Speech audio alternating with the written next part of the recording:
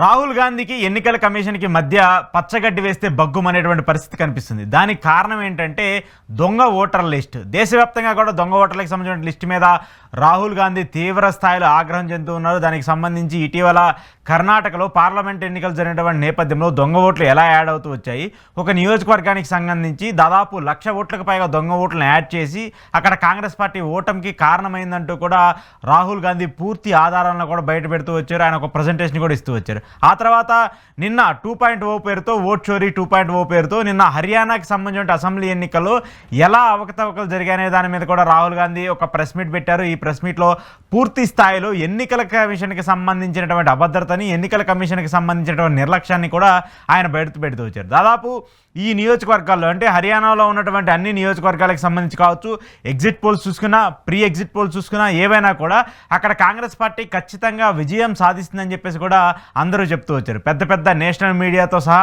పెద్ద పెద్ద సర్వే సంస్థలన్నీ కూడా ఇక్కడ కాంగ్రెస్ పార్టీతో కూడినటువంటి కూటమి విజయం సాధించబోతున్నట్టు కూడా అందరూ చెప్తూ వచ్చారు. కానీ అక్కడ అనూహ్యంగా ఫలితాలు మాత్రము బీజేపీ విజయానికి దోహదపడుతూ వచ్చాయి. బీజేపీ విజయం సాధిస్తుందంటూ కూడా చెప్తూ వచ్చారు. దీని మీద కూడా రాహుల్ గాంధీ కావచ్చు, ఆయన కాంగ్రెస్ పార్టీకి సంబంధించిన ఈ ఓట్ చోరీ మీద రీసెర్చ్ చేస్తున్నటువంటి టీం అంతా కూడా హర్యానాకి సంబంధించినటువంటి ఓట్ల సరళపైన, హర్యానాకి సంబంధించిన ఎన్నికలకు సంబంధించిన సరళ మీద కూడా పూర్తి స్థాయిలో అధ్యయనం చేసి అక్కడ దొంగ ఓట్లకు సంబంధించిన పరిస్థితిని బయట పెడుతూ వచ్చారు.